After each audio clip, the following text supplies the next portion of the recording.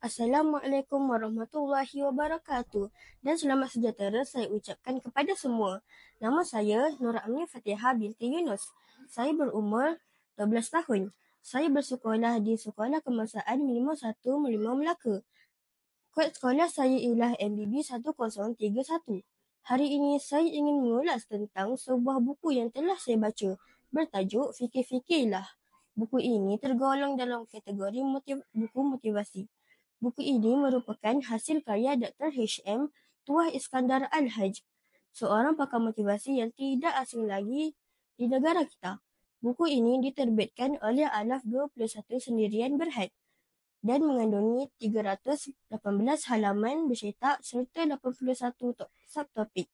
Setiap subtopik ditulis dengan gaya bahasa yang santai dan mudah difahami. Buku ini bersifat motivasi santai dengan pendekatan yang lebih bersahaja dalam menyampaikan mesejnya.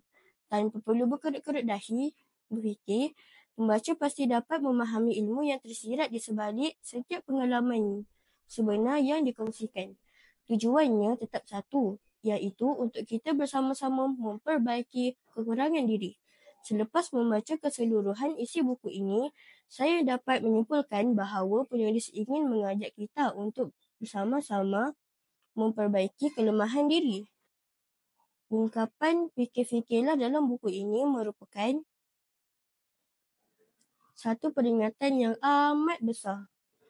Maknanya, ia mengingatkan kita bahawa pemikiran kita mencorakkan setiap tindakan yang dilakukan.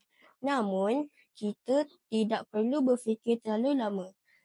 Cukup dengan sekali atau dua kali fikir, kemudian terus bertindak. Terlalu banyak berfikir biasanya tidak akan membawa kesan yang besar. Sekian, terima kasih.